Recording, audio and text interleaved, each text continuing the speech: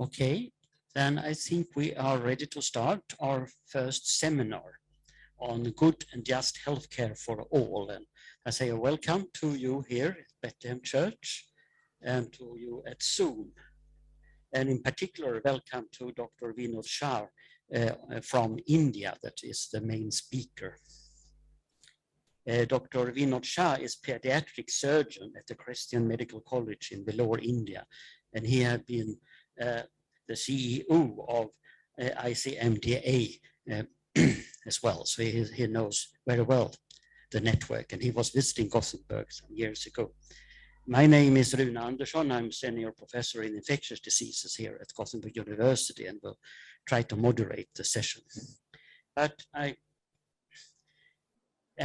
just want to highlight the topic a little bit at the beginning. And the challenge for us in the world is that if we, in this map, we make the size of the countries corresponding to the disease burden, and you can see that Africa, Asia has a high disease burden compared to Europe and North America.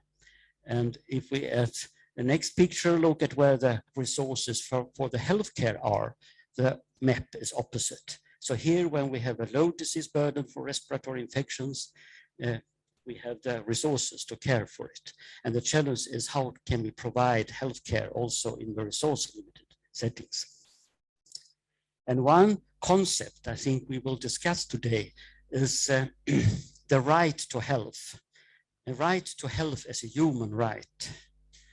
And Paul Hunt from UK, he had this concept of triple AQ. That is quite good to think about when you look at the healthcare you are part of. The availability of healthcare, the accessibility, the acceptability, and the quality. And we will come back to this concept and discuss it further on. But with this short introduction, I give over to Vinod to continue his speech.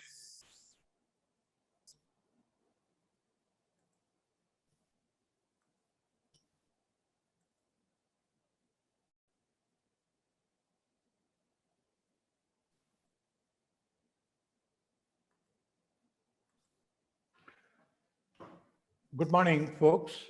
The topic we have is health for all, and the concept of justice as applicable to healthcare.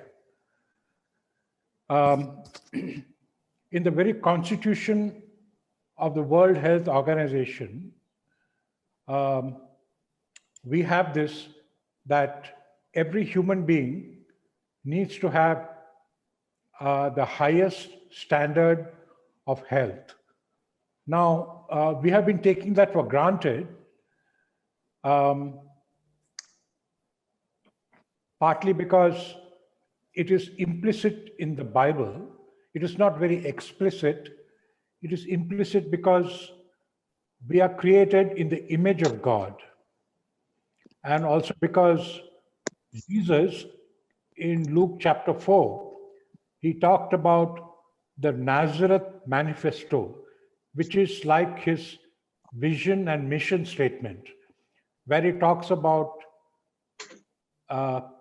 healing quite a lot. And so if it is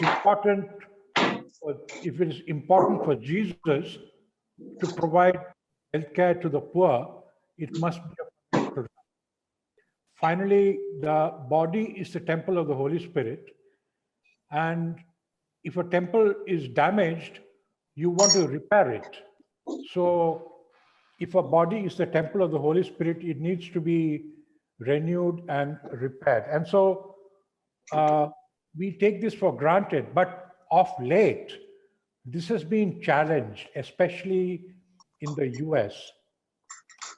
Obamacare was about health for all, but when Trump's party came in, they began to challenge the right of the poor to have equal health as everybody else.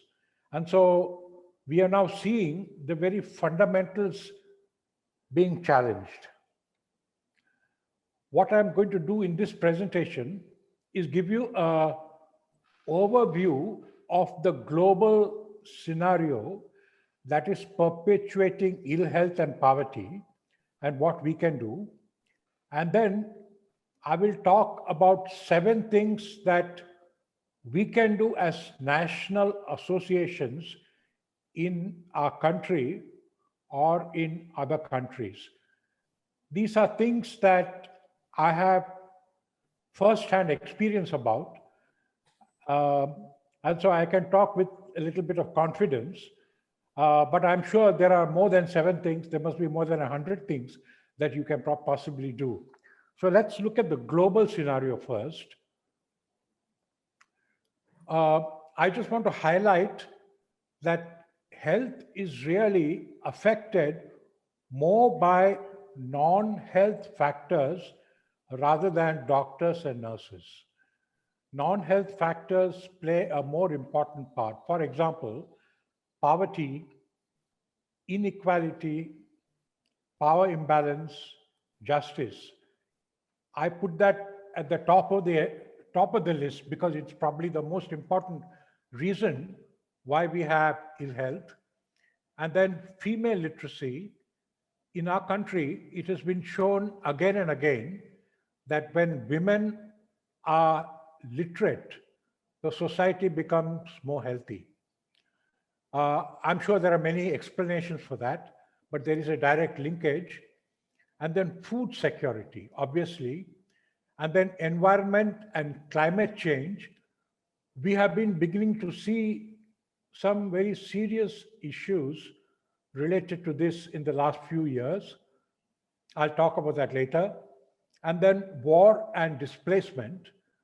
There have been wars in almost every corner of the world, starting from Myanmar to China, to India and to Pakistan and Afghanistan, Iran, Syria, and so many African countries.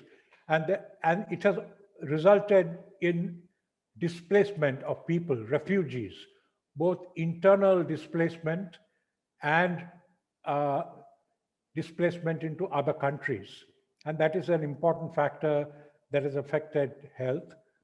Obviously, prejudice and exclusion, disabled people and women in most developing countries tend to be neglected. Race, caste, especially in India, the high caste and the low caste, and religion. The minority religion folks always suffer. In Burma, it is the Muslims. In India, it is the Muslims. In China, again, it is the Muslims. In Pakistan, it is the Hindus. So, it plays an important part, prejudice and exclusion, and they usually have poor health. Worldview. Now, this is very interesting and very important. Underdevelopment is a state of mind. It is a book written by one of the authors that I really admire. He's a Harvard sociologist called Lawrence Harrison. He says that the concept of development starts in the mind. I would say that the concept of development starts in the spirit of a man. That means if you take responsibility for your health, you are more likely to be healthy than when you think it is somebody else's responsibility, like the government or the people who are well-to-do. And then, of course, corruption plays a very important role in health. I'm just listing these causes because health is such a complex issue. We had the Millennium Development Goals by the World Health Organization. You can see there is a lot of red. More than 200 children below the age of 5 for every 1,000 people died. And then 10 years later, you can see the red has gone down. And then another 10 years later, we find that a lot of it has become yellow. That means it is all below 50. So this has been the big success of the Millennium Development Goals. And I think it was mainly because of vaccination and nutrition. One of the big failures of the Millennium Development Goals was that it was not able to reduce poverty. The aim was to reduce poverty by 50%, but I think they may have succeeded only maybe 5% or something. And then maternal mortality, HIV, and TB did not also come down adequately in the Millennium Development Goals. I've been telling you that one of the most important factors affecting health is the economic issue. And so let us look at the global scenario. The claim WHO makes, you can see my cursor, is that, look at the red line, WHO says poverty has come down. But you know, that is not really accurate because it includes China. And China did not play by the WHO rules or the World Trade Organization, and they managed their own health, and I think they probably managed it well. If you exclude China, you have the green line where the poverty has remained the same. So you can see how global poverty has not changed almost at all. And then again, this calculation is done on the basis of 1.9 or $2 a day. Now, $2 a day will hardly get you 2,400 calories for eating. It will not get you anything else. If you want to buy health, if you want to buy shelter and some education, you will have to at least spend $7.4 a day. And if you use that as the poverty line, you will find that the poverty actually has been increasing. So one of the failures of the Millennium Development Goals was that poverty did not change at all. And then again, in the 1600s, I'm talking about like 500 years ago, the world economy was almost the same in every country. And then there was colonization, and colonization ended, let's say, in 1960.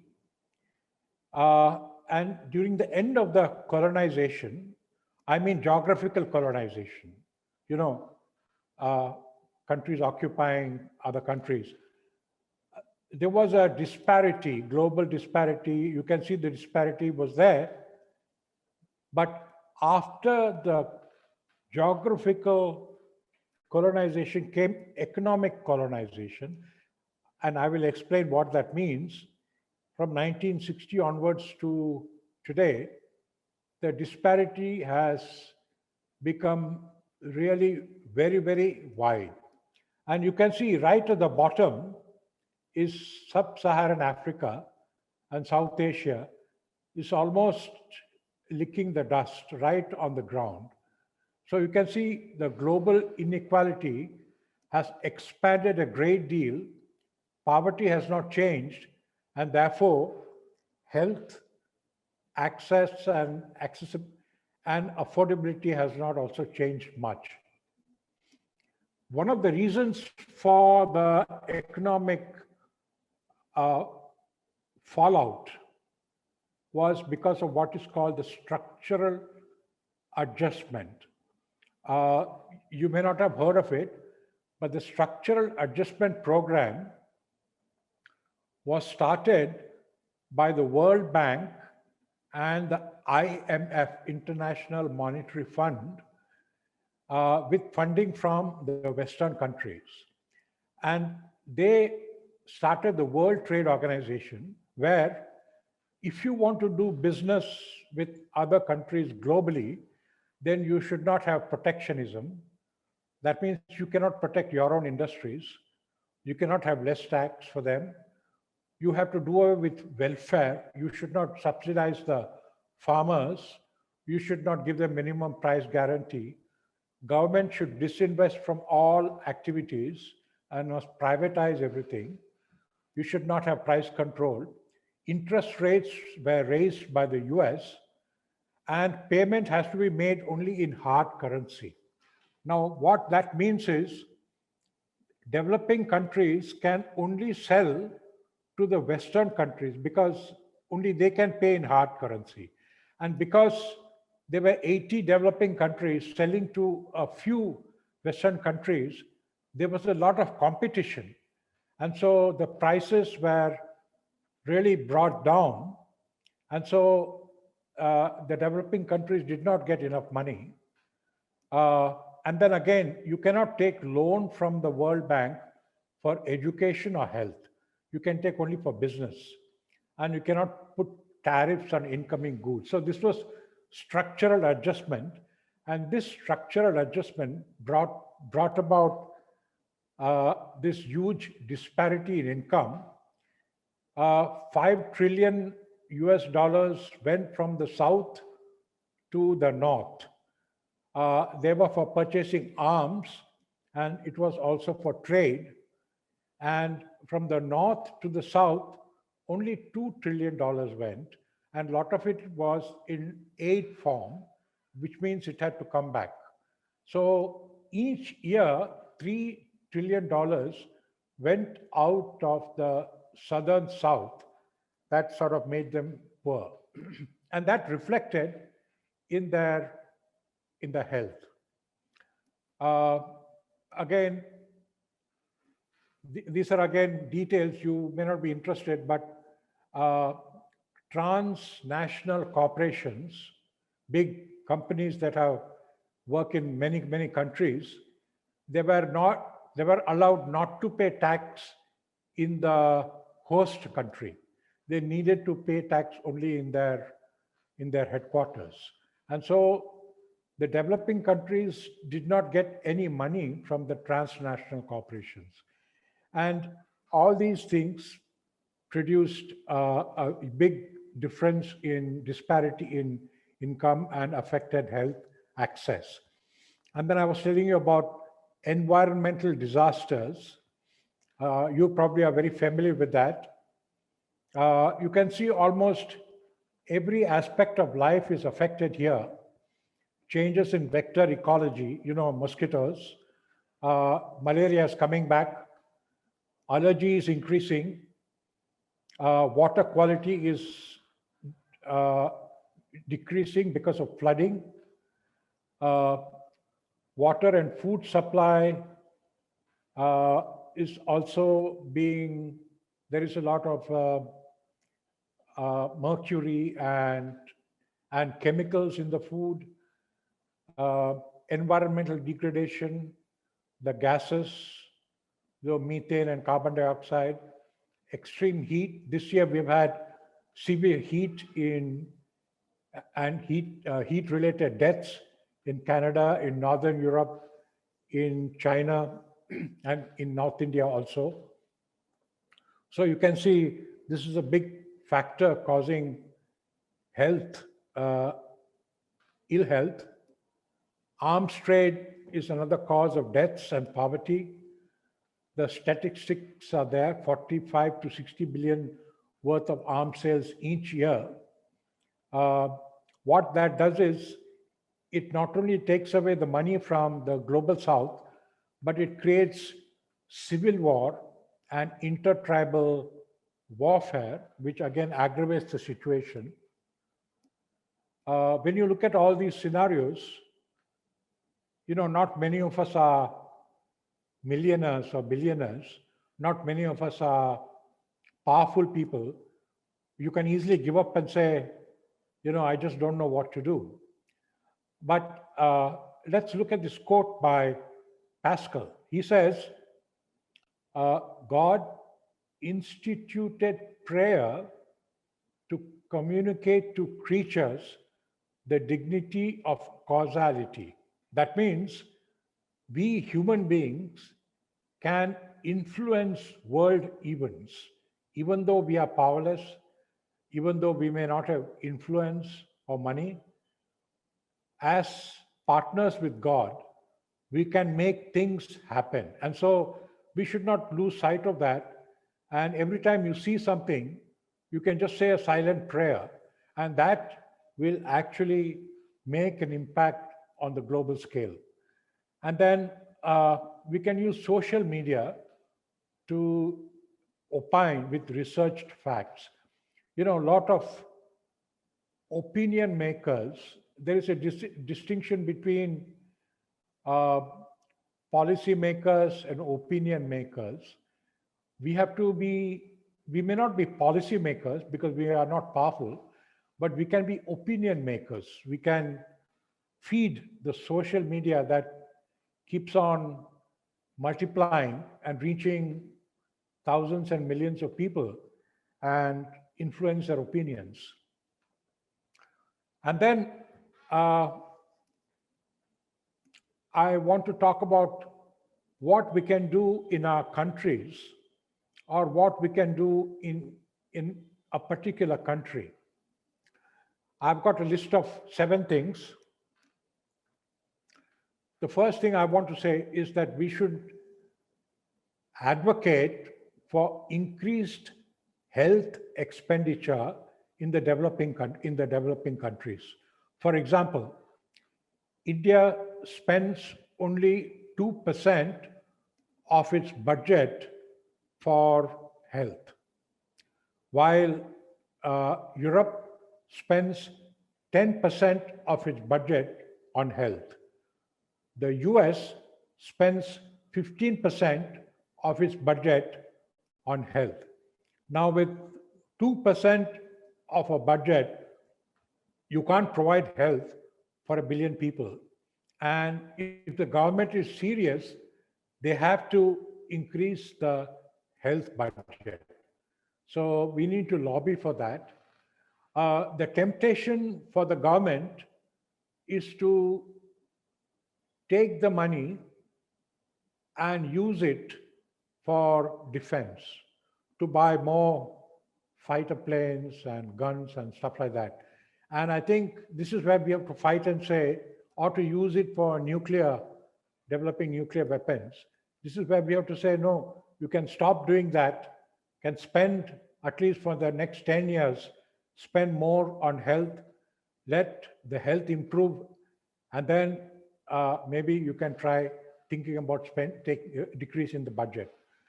And there's the last bullet there. Catastrophic health expenditure is the biggest cause of poverty and suicide among rural men. Definition of catastrophic health expenditure is when 10% of your annual income is used up for one particular illness, like your child has got meningitis and admitted in the intensive care unit, the farmer will have to sell his land or sell away the cows or the bullocks and pay for the hospitalization bill. What will happen is he has lost his source of livelihood. And very often, it is a temptation to commit suicide. Actually, suicide is an economic solution because they take a loan and then they commit suicide. So the loan has to be written off. So the family doesn't have to bother about it anyway. So it's a way of paying off a loan. Now, what happens in health expenditure is this. In the Western economies, European countries spend close to 0% out of pocket. That means close to 100% of the health expenses, they are managed by the government. Of course, by the taxes the people pay, but they don't have to pay once they have paid their taxes, their health is looked after. In the US, that is not the case. There is a lot of out-of-pocket expense. But on an average, in the developed world, they spend something between 20 to 30% of the health expenditure from their pockets. On the other hand, in the developing countries, they spend about 40% from their pockets. Now, if you segregate this further into the very low income and the middle low income and so on, you will find that the extremely poor tend to spend 75% out of pocket. This is again a similar picture showing out of pocket expenditure. You can see in the lower middle income and the out of pocket expenses are high, while in the high income countries, the out of pocket expenses are low. Now, this is the bottom line. About 40 million people drop below the poverty line each year due to catastrophic health expenditure. That means simply because of an acute illness, just one episode, if the man gets a heart attack and if he has to have a stent or a bypass done, the whole family will go below the poverty line. And they'll have to struggle very hard to again come up above the poverty line. So 40% of the people will have to sell their assets or borrow. Okay, so that was the first thing I wanted. We must encourage our national governments to spend more on health, not simply 2%, but more like 4 or 5% in the developing countries. And then family medicine as a solution to make medicine more affordable and accessible. And this I can tell you from my personal experience. I worked in a rural area for more than 25 years.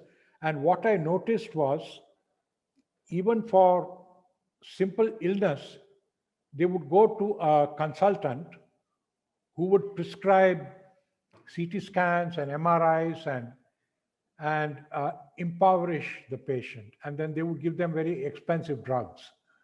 They would often do this because they get a kickback for CT scans and for investigations. And I thought if India had a family medicine approach, we would certainly be able to decrease healthcare expenditure and reduce the number of referrals. And so I started a distance education department in the Christian Medical College and provided a 2-year course, self-learning course with interactive learning and blended learning, which means both face-to-face and with online material. And it became extremely popular, and we began to train 400 to 500 doctors each year. And we've been doing that for the last 16 years. And so lots of the doctors, both in the government sector and the private sector, were trained. And they then formed an alumni association of family medicine doctors. And then this body had a lot of activists and political leaders, and they lobbied with the government. And then the government started a family medicine program in every medical school. And they had a postgraduate program for family medicine. And the family medicine concept is now beginning to come to the country. Now, why family medicine? Because it is a pro-poor specialty. It is patient-centered, relational. It resolves most cases in one single visit. It decreases referrals and investigations. There's a continuum of care. It saves money, and the patient, the family medicine doctor becomes patient advocate when he is referred to a hospital. And most of the African countries do not have family medicine. Lot of the South Asian countries, Southeast Asian countries do not have family medicine, but most of Europe has got. And so this is something that should be fostered and developed in every country so that costs come down. Okay, another important technique to help reduce healthcare costs is to do what I call task shifting. The WHO calls this task shifting. We can also call it alternative human resource for health. That means we don't need doctors to be able to do everything. Lot of their work can be cut off from their plate and given to other people. For example, you have nurse practitioners, you have midwives, physician assistants. In the US, we have anesthesia nurse practitioners, not doctor anesthetists. We don't need doctor ultrasound sonologists, but you can have ultrasound technicians, and they do an exceedingly good job. Echo technicians, you can have geriatric technicians who know the common problems the geriatricians have and help them. You can have diabetic and hypertension technicians. I can talk about this with confidence because we started this training program in Christian Medical College, a one-year program for diabetic hypertension technicians, and they can do quite a lot. And then I'm currently developed a home-based care company where we are training nurses and missionaries to provide simple home-based care. So this is what I call task shifting or alternative human resource for health. For example, in Africa, you can train high school graduates to manage ultrasound or to do anesthesia or to learn basics of diabetes and hypertension and manage patients at home. And but all of this should be done under the supervision of a doctor so that there is legal compliance. We have noticed that when you do task shifting, they have more pride in their work. It becomes financially sustainable because we don't have to pay huge salaries that the doctors expect. And then they cannot migrate like doctors can. They have more time and they are more patient in communicating with patients. And because of repetition, they often become better than doctors. For example, nurse anesthetists are often very skilled because they give anesthesia every day, 24/7, all the years of their lives, and they become extremely good.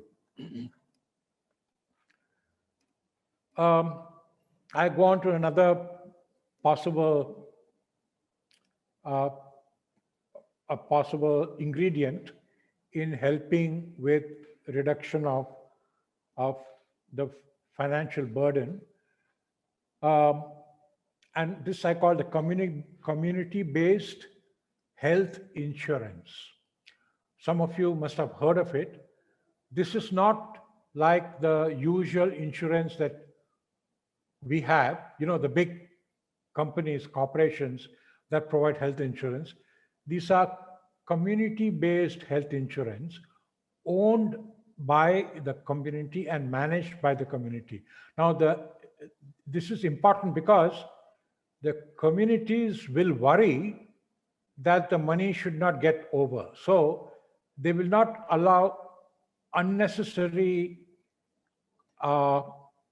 unnecessary bills to be presented to the health insurance company.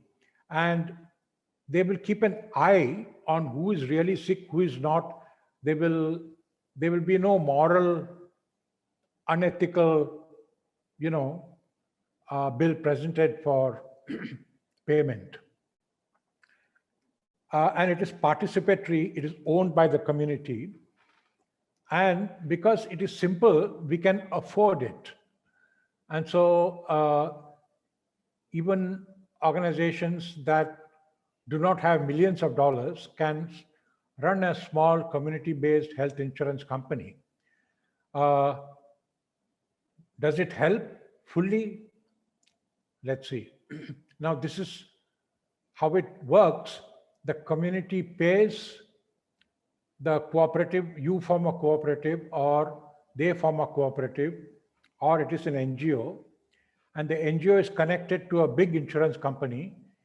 The big insurance company will bail out this small insurance company if it is needed.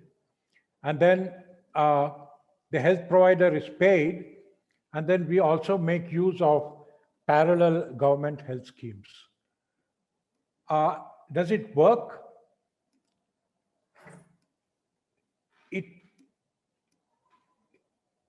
Effectiveness, about 25% of out-of-pocket expense will be reduced. 25 to 50% of the out-of-pocket expense gets reduced. So it is not completely effective, but it helps in some way. What is the premium they pay? This is the premium they pay.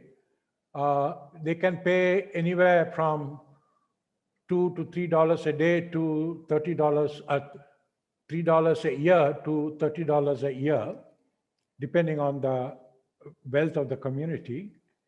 And it can be very small or it can be very big. So this is another scheme that can help make health access a little bit more affordable. Many schemes have failed, but not completely. They have helped 10%, 20%, or 30%. The role of the community-based health insurance is complementary. It should complement other measures like government schemes and so on. And then we also have experience with what is called the village pharmacy. The village pharmacy is a generic pharmacy. That means it is not branded drugs. Branded drugs are expensive because you have to pay patent costs. But generic drugs don't have to pay patent costs because they are known by the chemical. And they are about 25%, almost 25% cheaper than branded drugs. And so you can have a small village pharmacy that sells generic drugs, which can make access to medical care cheaper for the poor. We have this in India. It just started, and we are watching it with interest to see how it grows.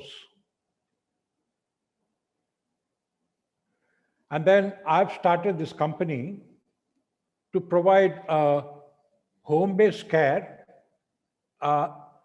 for simple illnesses, diabetics, hypertensives, patients with stroke, patients with paraplegia and fevers and diarrheas and stuff like that. We train nurses for 6 months.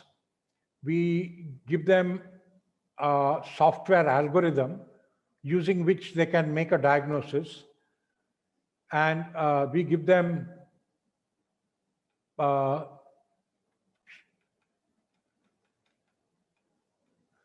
this equipment, stethoscope and oximeter and an ECG machine and so on. And they go to the homes and provide some treatment. Now, how does it work? The patient or the family member contacts the home care company. A home-based care worker is sent to the home of the patient. Evaluation and a plan is made and communicated to the supervising family physician electronically, and follow-up is provided by the home-based care worker. Further teleconsultation with other specialists can happen if it is necessary. What does it do? It decreases healthcare costs. It makes medical mission sustainable. That means you can preach in the patient's home. So you are not likely to get, persecuted. If you preach in public, you have a problem.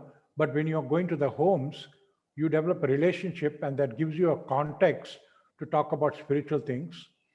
And it can provide a source of income for mission hospitals.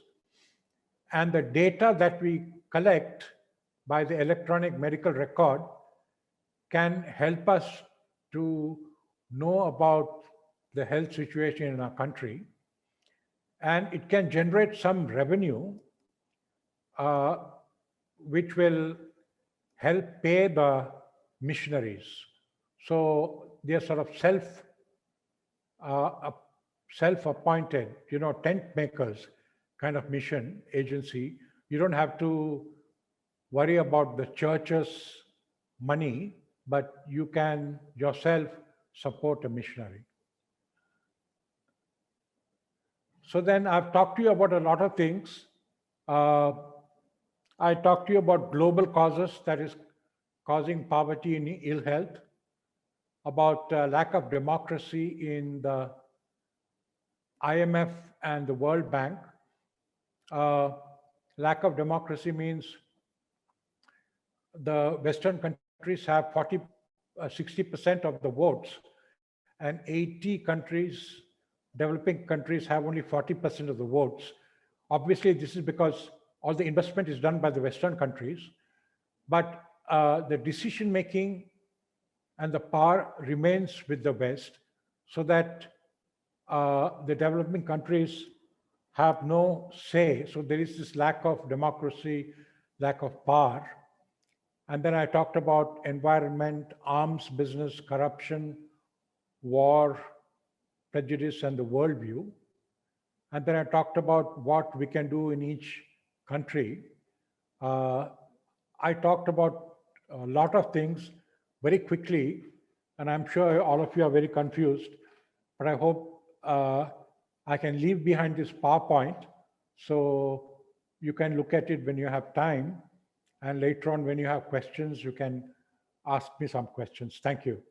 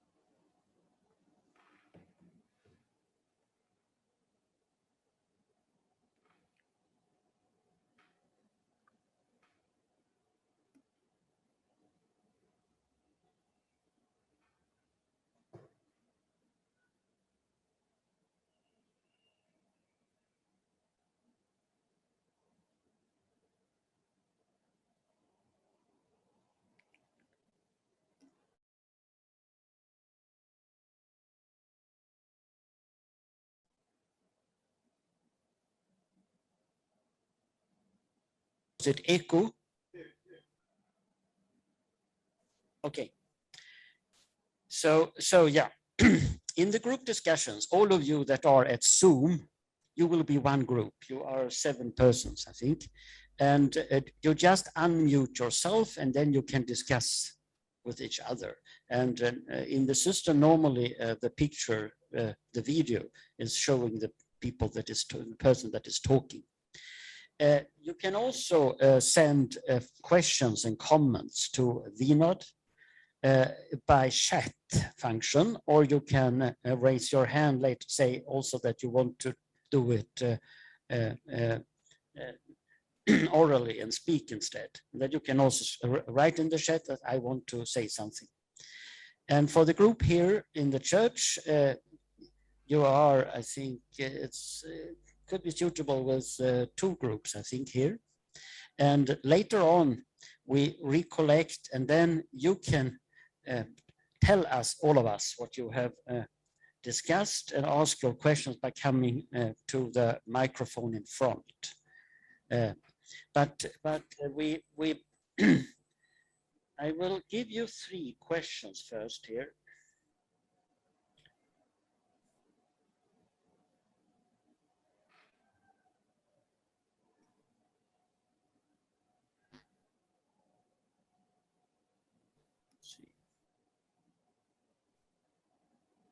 For the group discussion.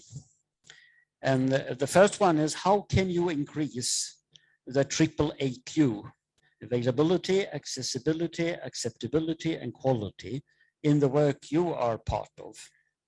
You can think about that. And also that is not only on the local clinic here, also in the cooperation with low-income countries, you as member of the church is involved in. How can that be improved? And how can we use the social media to highlight ways to address health inequities? And the third question is, do you know of any innovation, technological or in health system or in training, that could make a national impact, especially in the developing country? Think about this, but you can also discuss what you have heard from the lecture by Vinod Shah, and then we have a general discussion. Let's say that now if we give you 20 minutes, so 12:10, we will have 20 minutes of general discussion at the end. So you have 20 minutes for group discussion, and then we will have it together. Yeah, so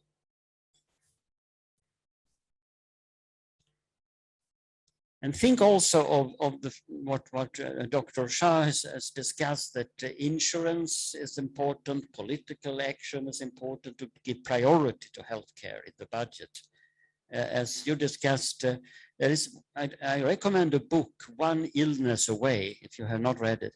Many people in the world, the family are just one illness away from absolute poverty. They have get a fairly acceptable way of living, but it's enough with one illness in the family, the economy will be broken in a way that they are in absolute poverty again. So we need to have insurance to stop that. So I was just, if you have any questions, anything is not working technically in the Zoom group, you can also chat, and I will look at the chat forum and see if that everything works. So thank you so far.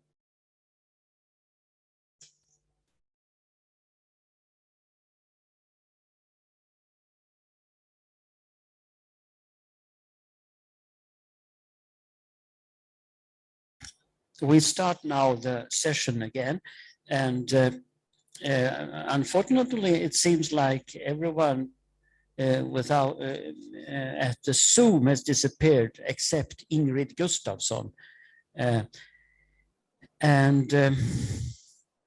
So I don't know if they needed, if the technique didn't work or they needed a break. I know that it is very, very tough to be connected on Zoom the whole day. So nobody can be on Zoom for 8 hours, and we need to take a walk and a coffee break and everything. So it is acceptable. And we say we put more air in the curriculum for education when we have it on Zoom. We cannot expect people to stay at the computers, don't I? So, but first I want to give the word to Ingrid at Zoom. If she has something to ask or comment on, we can both discuss the questions, but also ask Vinod anything. And you can on the chat, but is it only Ingrid? I think it's better you can speak if you have something to say.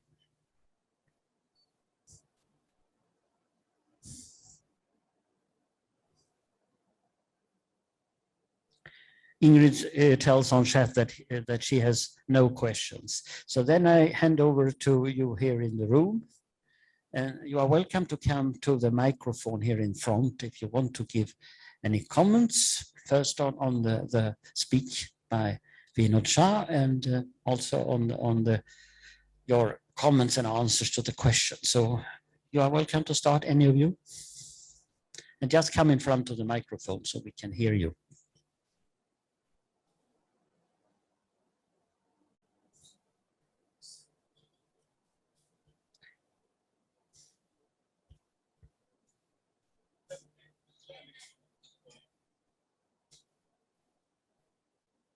Thank you, Vinod and Rune, for your presentations.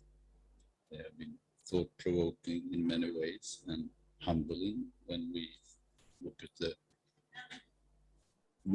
at the world picture and see the immense needs.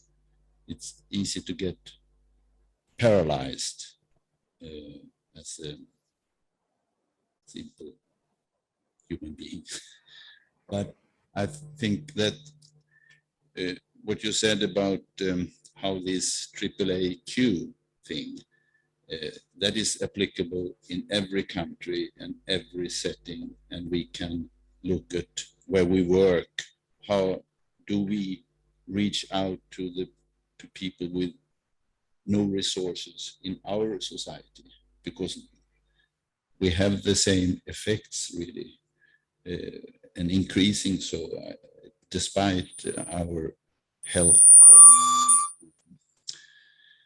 But then I was thinking about some of the practical ways you are working in the below setting, where you have this insurance, where you practically help people out to afford, and where you reach out with education.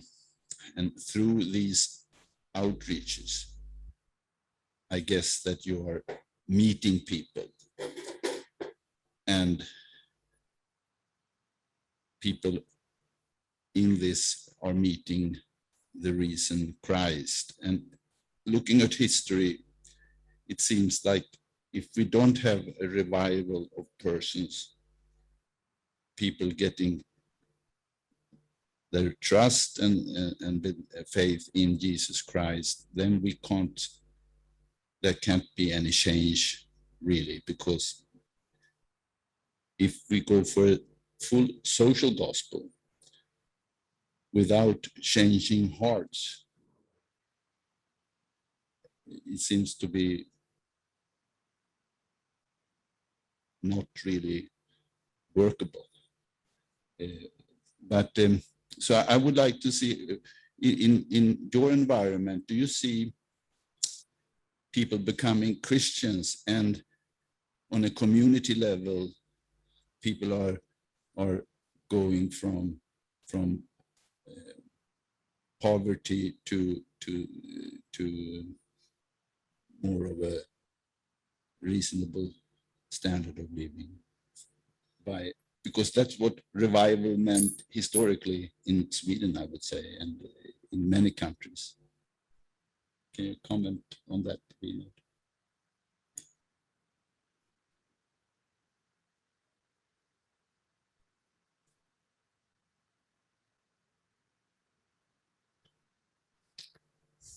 Vinod, do you have any comments on that? If the healthcare opens the door also to spiritual revival?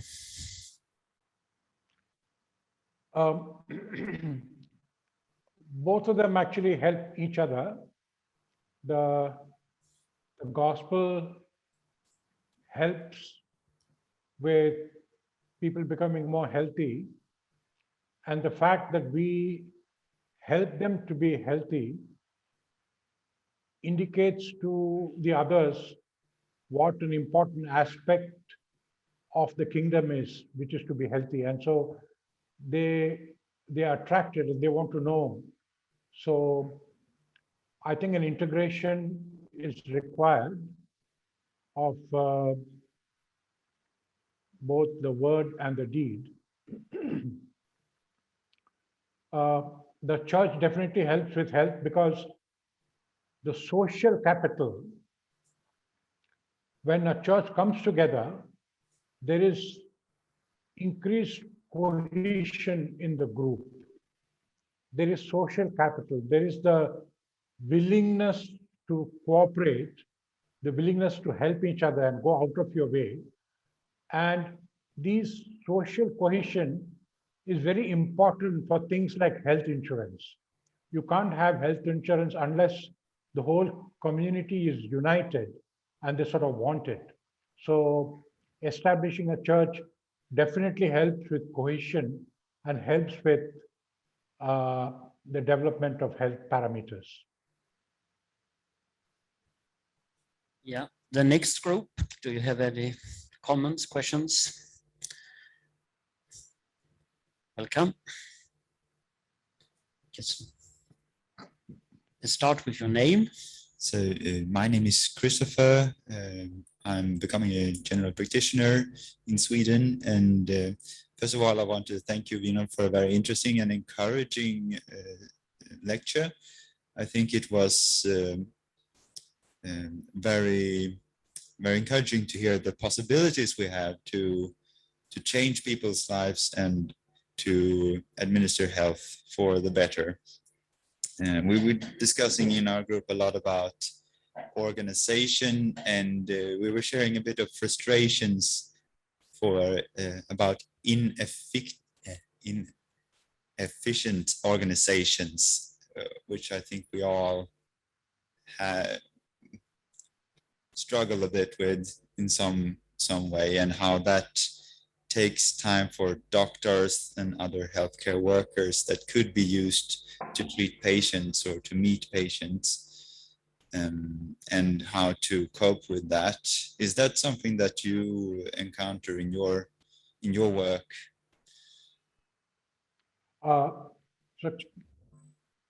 the question is, you're asking about frustrations with ineffective organizations, is that it? How to manage that, or how to create an effective organization for supporting healthcare. Okay.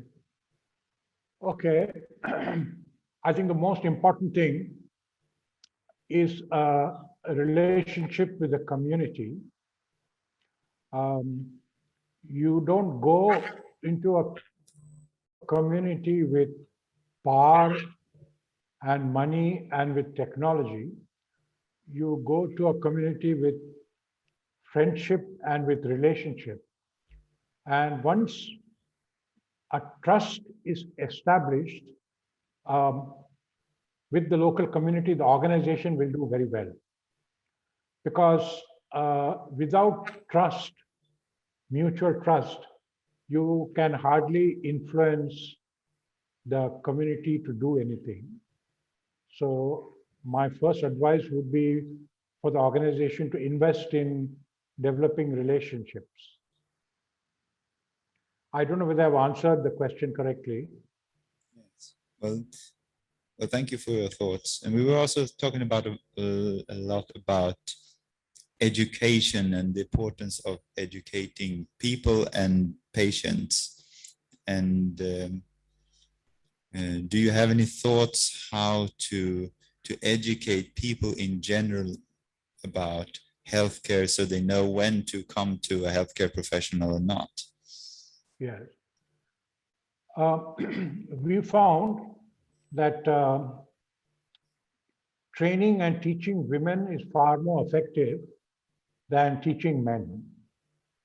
And women are more concerned about the health of the family, the health of the children, and about practical issues.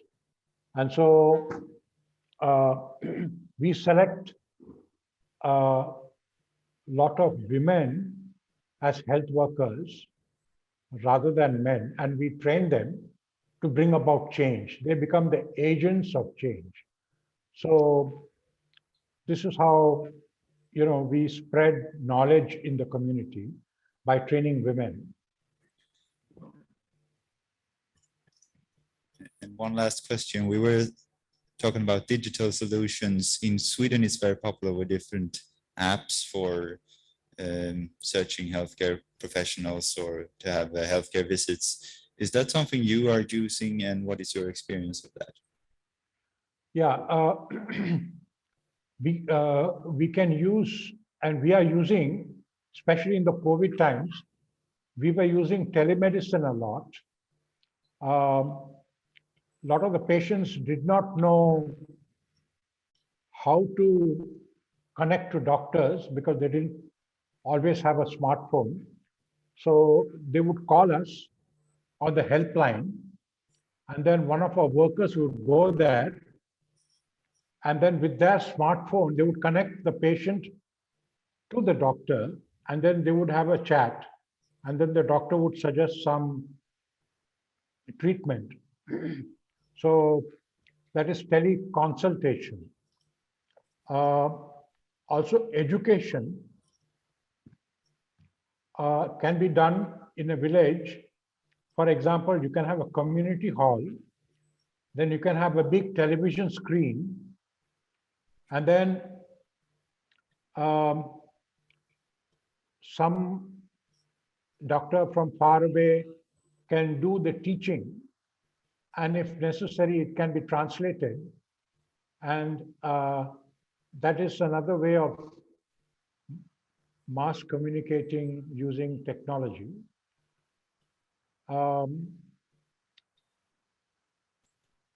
Looking for doctors has not caught on yet in India or in most of the developing countries. You know, looking for which, do you mean looking for what, which doctor to consult for treatment? No, I was merely thinking about when they should contact the healthcare in general. Right.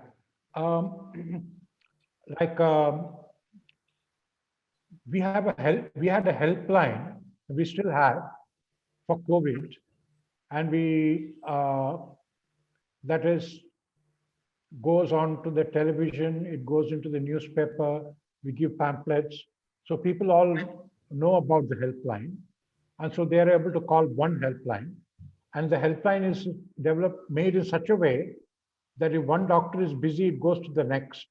If the next doctor is busy, it goes to the third. So that was a big success during the COVID times.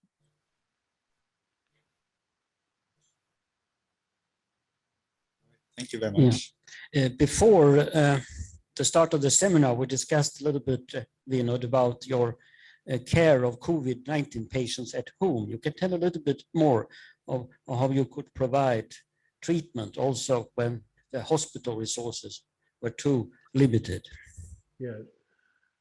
The second wave of COVID happened very, very suddenly. The first wave was over, everybody was relaxed. They had stopped wearing masks and all that. And then suddenly the second wave came, and it came very fast because the infection spread very rapidly. Hospitals did not have oxygen. They did not have enough beds. They did not have ventilators, not invasive ventilation, but CPAP and BiPAP ventilators they did not have. And so a lot of patients fell sick and all the beds were occupied. So these COVID patients really had nowhere to go. So we had created this helpline, and so they were contacting us, and then we were putting them into 3 stages. If they had only fever with no symptoms, we would ask that person to be isolated in a room, and our worker will go check their saturation levels, oxygen saturation, the temperature, and if if the saturation was normal, they would just put them on paracetamol. Then there would be a second category of patients whose oxygen levels were below 95, from 95 to 90, for them, we would give them a oxygen concentrator on hire. We would charge them per day, and we would give it to them. And it's very easy to manage, the oxygen concentrator. And they would, every day, one of our workers will go and check them, give them some advice and come back. If they go on to stage 3, where oxygen levels go below 80, then we would refer them to the hospital for ventilation. But 90% of the times, we were able to manage most patients at home because they were either stage 1 or stage 2. And in the stage 2, we would also provide steroid injections every day and low molecular weight heparin injections every day. And they felt safe. They felt very good. They were able to manage things at home. They didn't have to spend money. Hospitals were overcharging. Hospitals made a lot of money because they had the patients at their mercy, and very few people had oxygen, so they took advantage of the situation. Luckily, we had envisaged the need for this, and we had ordered oxygen cylinders quite a while ago, and so we had them ready when the second wave came. But yeah, this is how we managed the patients at home without hospitalization. Yeah, thank you very much. It's a very good example that how you can modify the treatment in a critical situation and give more treatment at home when hospital beds are not sufficient. You had a comment or a greeting.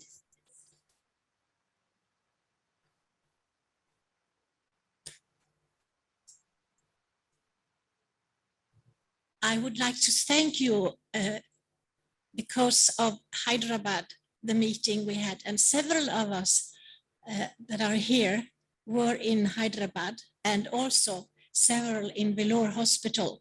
And you took so well care of us, like you were telling here about the COVID patients being taken care of in their homes. We felt like home. We had friends, family, a big family. So greet the people around you in Vellore. And now going back to your big project, you presented it to us there also, but it is so big, even though it starts with 1 or 2 people who are Christians and want to do something for their fellow Christians and all humanity, of course. But we felt in our little group when we were discussing, we were wondering, the different countries have so different backgrounds, and can you help us to find the thing that we can start with? Like you had your own pharmacy and so on, something so that we can understand how to go further. Thank you. Thank you. Yeah, different communities have, there are different levels.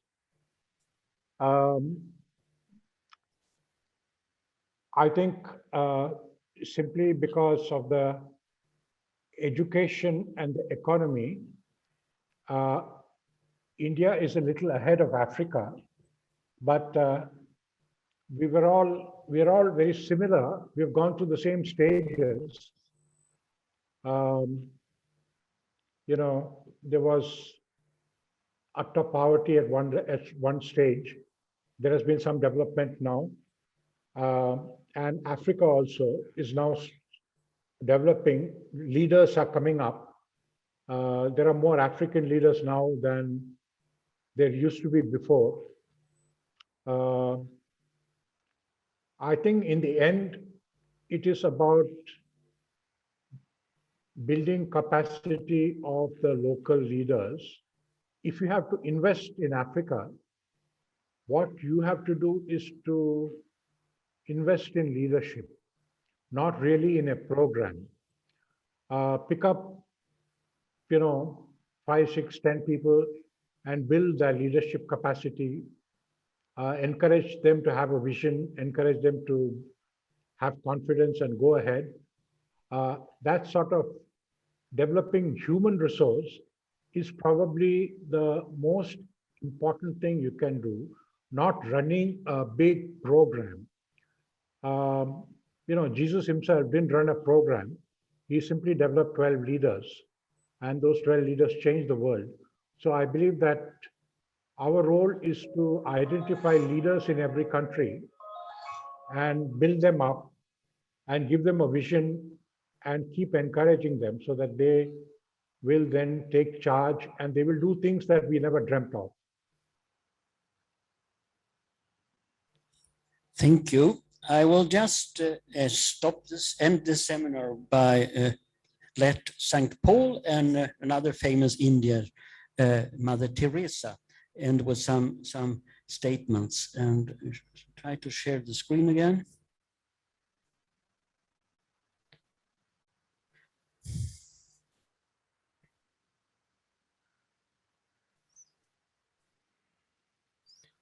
So yeah, from the first Corinthians chapter 13, and that is a little bit about the quality in healthcare, if we want to have the Christian perspective. If I do everything, but and I have the faith that I can move mountains, but do not have love, I'm nothing. And a lot of what we do also in the healthcare can be noisy, with disturbing, noisy sound like this symbol, because we do not love the patients we take care of.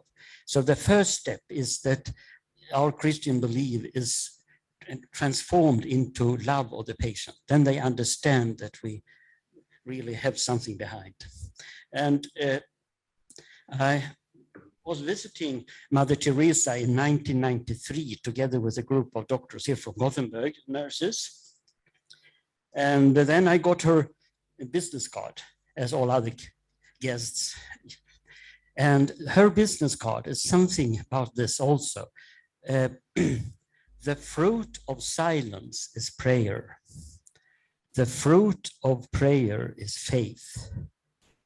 The fruit of faith is love. Here you have the love. The fruit of love is service. And then it is the good service based on love. And the fruit of service is peace. So with this word by Mother Teresa, I want to thank you all that have participated in this seminar, in particular Vinod, Dr. Vinod Shah from India, and all you here, Bethlehem Church and at Zoom. Thank you very much. Thank you very much. Thank you, Vinod.